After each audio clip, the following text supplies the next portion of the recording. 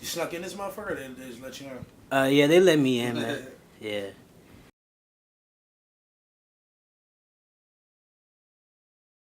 So, what's the kicks that you looking for? These Jordan 4s that come out tomorrow. Word. Okay, actually, like just doing my research and shit. I seen you used to sell Jordans when you was younger. Yeah, type shit. I mean, like shit, nigga. I still sell a pair right now. Yeah. You know. So how? I just used to just. I mean, like. I just buy shit that I like, and then if I don't want it no more, I'll sell it. Yeah. That's really it. Nah, that was like kind of my come up too when I was around 17 years old and shit. Yeah. Like started off with like $100, flipped them, get like 140, and just keep building up and shit. So exactly, facts. Yeah. I had the money, but I didn't really have the money until I started working and shit at first. Cause nigga, my mom was buying me shit, and then once I got a certain age, like nigga, you gotta get that shit on your own, you know? Yeah. She had the money to be buying me fucking. Cause I was like in the crazy exclusive shit. It's like $200-$300. She's like, I ain't gonna buy you none of that shit. I buy you some Vans, and that's it, you know. And then you like part of what like your name with Lil House Phone was that you traded your cell phone for a pair of Jordan 4s, right? It was a pair of Nike SBs, but you are spot on. That's exactly what happened. Yeah. Okay. So yeah, that's fire, man. That's funny. It was a sidekick slide, bro. I traded that shit. Is this your phone? Yes, that's mine. It has like it's getting like the audio and stuff as well. So. Shit, my bad. No, you good. So yeah, you was on live last night till like 7 o'clock. You kept posting like flooding it like, yo, I'm trying to get some head and shit. So yeah, I was honestly just bored as fuck, bro, and I was like, what can I do to like get everybody that is following me to just interact with me right now? Nah, bro, you had the timeline like flooded, bro. Like everywhere, I couldn't like scroll through and shit because I be doing like blogs and stuff. I couldn't get nowhere without seeing your shit. I'm like, yo, this nigga wildin'. Yeah, I was just bored as fuck, bro. I was in the Airbnb just like, cause I got random memes on my phone all fucking day, bro. So I'm just like, nigga, I'm gonna just put, I'm gonna put every funny ass meme I got in my phone on the timeline right now. Yeah. So alright, so a lot of people, like as far as like you as a rapper, people got to know you from like the No Jumper movement, that whole Adam22 era. How did that come together? Honestly, I just like No Jumper was fairly new when I like first met Adam, but it still had like a following already because I used to watch the shit before. Like, I mean, I watched it, but like I already knew who he was at that point, but when I first met him, I had no idea who the fuck he was. And then, like, once we got kind of cool, I, like, looked into it, and I started watching it, I was like, oh, this shit's fire. Yeah. Because he was, like, there was no fucking interview, like, he was interviewing, like, like, Ian Connor and Puya and Fat Nick and all these niggas, and it was, like... Very underground. Yeah, it was, like, and then, like the random homies that have this brand, like, Ain't Nobody Cool, and they was, like... Viners, Nick Coletti and shit. It was just like, it was just random as fuck because it was like, there's nowhere you could go to like watch shit like that and like, like it was, you get like a real insight from that shit. So I was just watching, that shit and we ended up getting cool just like on some random, just like out partying shit. He'll put me in his vlog and shit sometime. And I remember he just texted me one night. He was like, "Yo, you wanna come be on the show? Like we about to do this shit called Streetwear Review, where they like review clothes and shit." Okay. So I was like, "Yeah, like like I'm a fly ass nigga. I'll go give my opinion. You feel me?" Yeah. And I remember like reading the comments after, and they were just like, "Yo, this guy's so funny." Like da da da. So I was just like, "You was feeling it." Yeah, I was just like, "All right, I'll keep doing it." Cool. And now you got your own show with No Jumper. Yeah, right? Now I got my own show, but like honestly, that's been in the making for a minute. I probably could have.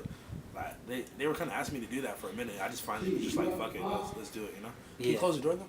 Close the door? Thank you. Okay, and so, and you guys are still doing something similar to that with the streetwear review? Yeah, we actually bringing that shit back, and we gonna do, so what me and Cam Girl have a show, and what we've been doing is like, we just been trying to like make it a podcast, but also like my side of it, I'm kind of like want to bring back some of the old like the classic feel to No Jumper and kind of get back to like just really just us spitting our fucking opinions and just doing shit like that. So we bring back the streetwear review. We gonna review niggas clothes because it's a lot of up and coming brands, a lot of niggas that like have fire stuff, but they don't get like enough shine. They don't get enough like exposure. And I feel like that shit is a good place to get exposure. You feel me? Yeah, and I see you with the FTP tap. Man, I just got this, bro. Shout out my nigga Zach, bro. I had to text him first and make sure it was cool. Before I was like, I ain't about to just bang. I ain't about to bang a nigga shit on my arm and then he'd be like, what the fuck? Like, why'd you get that? You know? Yeah. So like, nah, that was the homie. I FaceTimed him first to make sure it was cool. So that's dope, man. Yeah, I see that a lot with like artists like supporting their homies' brands and stuff. Nah, so for sure. That's not even like my homie like that. Like we grew up or nothing, but I've been fucking with it since I first saw it. Ever like it used to be spelled fuck the population, but it was like the fuck was backwards. It was like K or C, yeah, KCUF, and then the population. And I was like, this shit's fire. And like I just been following him for a minute. We actually are homies now. We cool now. Like alright, like I'm just bang. Honestly, I needed something to fill that fill spot. the space in my arm, so I was like, I'm gonna just bang the FTP out one time. You feel me? Yeah. I was gonna get this that I already got, like my area code and shit. I was gonna get that, but I already got it right here. So I was like, I'm gonna get it right there. And yeah, I see you rep that. I think it's something with either your handle or something. You got that 310 or something. Yeah. So it's just I got it on the chain too. Okay, that's where I probably saw it. Yeah. Yeah, nah, it's just man, bro. I'm just really from LA, bro. Like niggas on 100, like a lot of niggas are just be, you know, like people have this perception, I guess, that people from LA or from California, like like oh everybody's fake out there, everything's fake, and I'm like, most of the people that these people be knowing don't even be niggas from LA, bro. So I'm like, I'm really from LA. I really rep LA. I'm not the typical LA nigga. I don't think. Like I'm not like I don't know. But you skateboard and stuff. I mean, I dabble in. I think that's the like what embodies LA in general is just like being like everywhere. Like I'm tapped into the hood niggas. I know the gay niggas. I know the skateboard niggas. I know these niggas. I know that. I'm all over the place. You feel me? So I'm like. And so I think that's what it is. Where you grew up was kind of like I heard it was like a Crip neighborhood as well. I mean, something like that. I mean, like honestly, my area is kind of like a melting pot where people from other areas would go to like try to get away from the hood or whatever. But it's like there's still the hood over there too. Yeah. So now you got niggas that are from this area and that area and this area all living in one area. So like really a melting pot. So it was like really like it was more bullshit going down because it was just niggas. They're trying to get away from that, so it's almost like reverse gentrified or whatever. Literally, yeah. It was reverse gentrification. That's fine. That's just getting low key too lit again now. Like shit be cracking off over there. Some shit happened with me there. Like it was just it's getting ugly, man. I gotta get out. I gotta get moved from over there. So like you still in that area where you grew up? Yeah, man. I need to get the fuck out of there though. Okay. I'm trying to move my mom from over there. You feel me? All right. So also I seen something about like with your performing. I know you got the one thing you do good with like people give credit to the baby. How he always says baby in his songs, baby on baby, and you do like a very good job with like house phone, and you got trapping off the house phone, everything like relative to that. Yeah, for sure. I also don't want to box myself in too much and just like only rap about fucking phones, cause like how much can you really often do that? You know, so I'm trying to like I'm trying to find ways to incorporate that without making it corny and without making it too repetitive. You feel me? I feel you. What we're trying to do. And so what I was gonna ask you was basically and then the other thing was that, and then you stretch into like Juice. You got a song called Juice, and then you also worked at Jamba Juice. Yeah, facts. I worked there for a long time, man. So I worked there that was my first job ever. So that was like a lot of inspiration that you like very genuine with your music. Like you try to take a lot of like your. That was funny though, cause that song was just some random ass song about like lean, and I was like, I don't even drink lean like that. So let's make the video like kind of more like, more like you know. So that's what's up. I don't want to be that corny nigga just rapping about shit that I don't really do like that. Like I probably drank lean like 3 times my whole life, so I'm not gonna make the whole video like me pouring up and I'm like, I'm fucking leaned out. Yeah. I'm an upper type of nigga. I don't really like. I'm good on lean.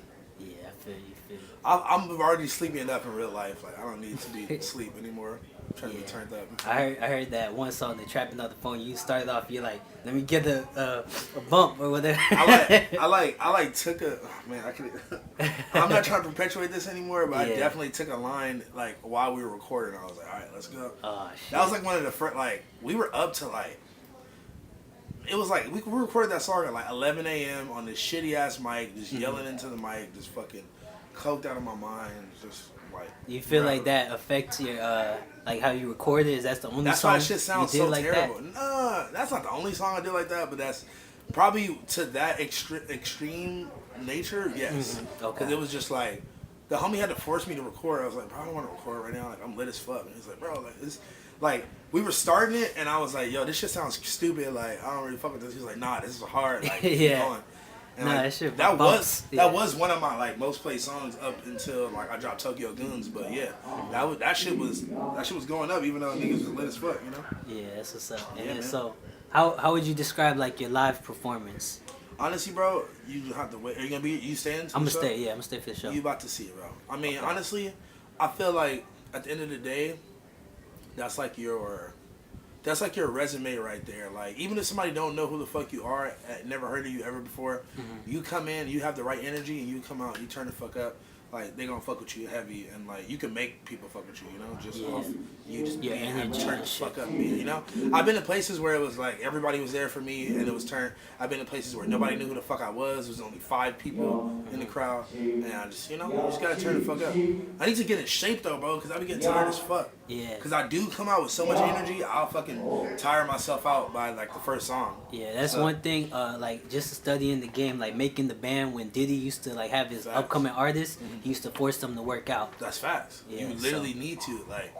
Me just eating like shit and doing drugs and sleeping all day is not gonna be conducive to me having a long fucking career with this shit and being able to do this shit on a regular. Yeah, like an athlete. Bro, the last tour I went on, we were performing every fucking night for a month. Nigga, I was fucking like my voice is just now getting back normal. Yeah. Like my shit was fucked up, bro. My voice was fucked up. I was tired as fuck. I was sick. Like, you gotta really, you know, especially we like you on the road and you partying and you fucking just, you gotta take care of yourself, bro. Yeah. I know I had to get some throat coat tea. You feel me? I gotta, you know, have one of my herbal bitches give me some herbs and shit. Yeah. Like, you know. So you're not doing any more stage dives? Nah, I haven't really been stage diving as of like maybe like a year or so. Cause nigga got too heavy. Them niggas wasn't catching me no more. They used to catch me all day. I was like, you know, a slick like 170, 180. Yeah. Maybe even like 180, 190 niggas is catching me all day.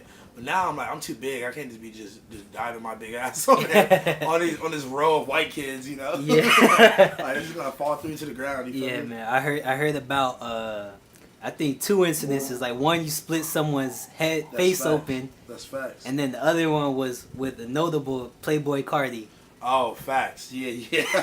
Yeah, so the first one, it was like this Chief Keef show, right? It was a Chief Keef show. It was and I got added on the bill literally like an hour before the show, bro. I'm on the way to the show. Okay. And the homegirl was like, hey, you want to perform? I'm like, fuck yeah. She's like, all right, send your songs. I'm like, all right. We get there, and it was like, if you ever been to a Chief Keef crowd and like you are there when the openers are opening, bro, they will boo you off stage. Like, where the fuck is Chief Keef? We don't give a fuck about anybody else, right? I got you. So the energy was all bad. I'm like, you know, trying to turn up. The niggas is just standing there froze. Like, who the fuck is this nigga? And I was just trying to turn it up, and I got up on the speaker, and I'm like, I'm turning it up. Niggas was not doing nothing, so I just jumped off right onto the crowd, and I landed. The way I landed was like, I kicked one nigga in the face, and the mic was in my hand. The other hand, the mic just hit that nigga in the middle of the forehead. So then, after the show, the venues are tripping on me. They're like, these people trying to sue, blah, blah, blah. And I'm talking to the nigga that had his forehead split, right? So he had like shit on his forehead. He was like, yo, like, what's good? Like, da-da-da. Like, he wasn't even tripping. And the other nigga who I barely, like, my foot grazed his head, this nigga's older brother was like, oh, we're going to sue, and like, da-da-da. And I'm like, bro, this nigga's over here with a split forehead. He's not tripping. Yeah. What the fuck are you get talking with the program. about? Like, you know, like, you need to get with the program, basically. So, yeah, I mean, that's kind of casualties of war. But shout out to the observatory. I'm sorry for injuring people on your premises. Okay. But yeah, we should be good by now, man. Yeah. I think it's been a long time now. I think they're good. Yeah. Also, it was that kid's first show, and he got his forehead split. So there we go. You know. Good experience. You ever got your forehead split at a show? Can't say that. You don't be in the pit like that? Nah. You ain't fucking with it? I'm too short, you know what I'm saying? I almost, when I went to one of X's first shows, when he first in Miami, when he first dropped Look at Me, that was one of the most wild shits I've ever When he first dropped it, or it was like first getting when he first got, like when it blew up when he was in jail, and when he got out, it was like a Tuesday or a Wednesday, and that first Friday, he was like, yo, $5 show, Wynwood, like a freaking, and it's crazy in there. They didn't have enough space. It got shut down. I believe it. It was wild. That's the one they performed in the parking lot and shit afterwards? It started a riot. They were jumping on cars and shit. Sheesh. Stuff. Yeah, his fan base has always been crazy, man. Yeah. See, like that's almost like that's the level you want to. I mean, that's the level everybody's aiming to be at. I feel like. Yeah. Like these niggas will literally die for you, bro. Like them niggas are there. Facts. They're riding for that nigga for life. There's niggas that got that tree shit tattoo, fucking in the middle of their forehead. That shit's crazy, bro. Yeah. R.I.P. to that man, bro. He was a fucking musical genius, bro. That nigga was crazy. Yeah. His music was fire. Who are some of your musical influences? Honestly, bro, I fucking listen to everybody, bro. I listen to a lot of shit. I was into a lot of the, like, you know, old 90s shit when I was in high school and shit. I kind of grew out of that. Really, once I found like Southern, like the real underground Southern rap, like all the old Gucci Man and like OJ the Juice Man tape, like all the like Brick Squad. The whole Brick Squad was my favorite shit. I was listening to all that shit. That's when I really felt like I really like, I don't know, that shit was like that really molded me. I feel like because like. I don't know, just the age I was at, and it was just like that shit was just, it had me just rowdy. Like, I was a wild ass nigga. I think listen, I can't remember what song exactly, but one of your songs I definitely was hearing. I was like, man, I could feel like a Gucci type of voice, like your cadence and stuff. Yeah. Bro, so that's all because like I was listening to like Mos Def and Talib Kweli, Common and shit, and I'm like, I started listening to Gucci and Waka Flocka and like shit like that. I got money, I got cash. I was like, oh, this shit hard, bro. Yeah. So, you know, like, I started going crazy on that shit, bro. Yeah. Honestly. But I don't know. It's weird because, like, I think my shit is, like, a mix of so much different shit. And it's kind of hard for me to pinpoint it myself sometimes. Even when I'm, like, I was in the studio last night for, like, 6 fucking hours. And I'm, like, that's not that long, but, like, you know, like, I was in there just listening to beats only for, like, 6 hours. And I'm, like, I didn't even know what fucking direction I wanted to go in. Like, I just fried my brain out just sitting there listening to beats for so long. I was like, I can't even record right now. So, you know. What's a session like for you? Like, what's the setup? What's your list of things that you need? I don't really need that much, to be honest. I used to think that I needed, like, drugs or I needed to be drunk or some shit at first. And actually, like, I kind of like doing it more. I mean, I kind of like doing it more clear-headed, but it honestly has, they both have their advantages, because when I'm super fucked up from recording, it's like you don't give a fuck and you just say whatever is coming out of your head. Yeah. I feel like if I'm sober or if I'm just on weed, if I smoke weed, like I think about it too much and I'm just like over analyzing everything before I even say it, and I'm just like, nah, that's whack, like like almost doubting myself a little more. Yeah. But if I get fucked up, then it's like I'm kind of just not giving a fuck. But then at the same time, it kind of clouds you a little bit, and you're not thinking as clearly, and it's like almost not coming to you as might lose better, your direction, you know? And shit, you feel me? So that's why I'm like, I don't know. It depends. Okay.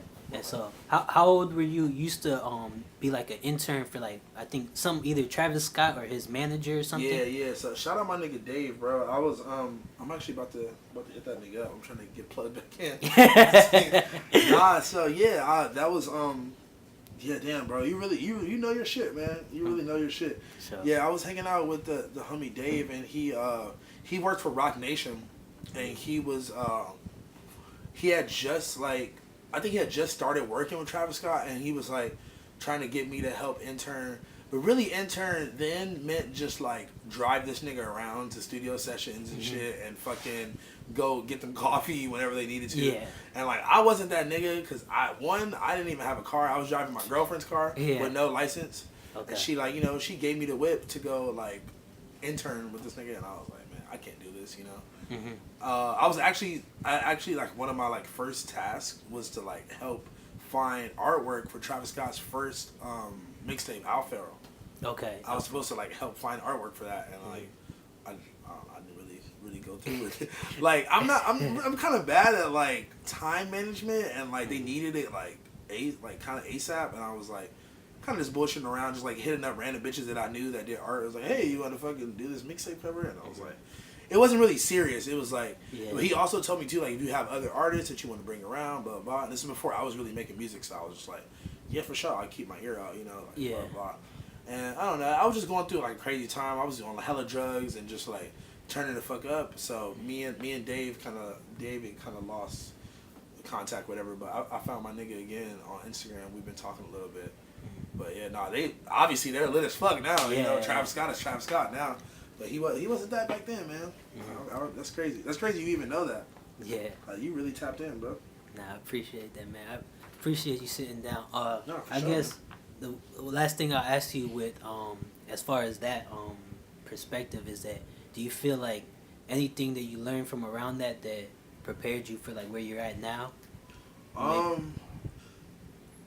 mean, I never even met him or nothing like that. Like, so it wasn't like honestly, okay, I'll say this. I think that all that shit just kind of prepared me to like know how to act in these situations and like just be like kind of professional and like, you know, because like when I was doing that, he was like taking me around the Rock Nation office and like I kind of like got wowed at like a young age of all that shit. Like, damn, like, you know, this shit's fire. And like, you know, just like the fucking snack room in the office and they got fucking, you know, just like little shit like that and just like how to be cordial and how to, oh, hey, what's up? Like, you know, like, acting like you belong. Well, yeah, exactly. Shit, yeah. Like, so like now when I go do shit like that, it's like I kind of been there, done that already, to where like I don't feel like I'm just some new kid on the block getting thrown into this shit and they just like are trying to flash you and like, oh, hey, like, look at this shiny office, come fucking sign a record deal. You know? You're so rookie in the vet. You know, so it's like, I don't know, it definitely prepared me just to be around these white people and understand how they work and just, I don't know, just kind of like, you gotta just like take shit with a grain of salt and not take everything so seriously and not like fucking hang on to every little word and all these little promises they be making you and shit. Like, you know, you gotta do this shit yourself, man. Right. So that's kind of what I learned from it. Shout out my nigga Young Larry David. That's the homie, bro. I'm trying to get a Cactus Jack chain. So try to sign me, bro. Let's get it. Right. That's the only nigga I signed to is the homie. All right, man. I appreciate you, brother. Nah, I appreciate you, bro. Right. Thank you, dog. No problem. Where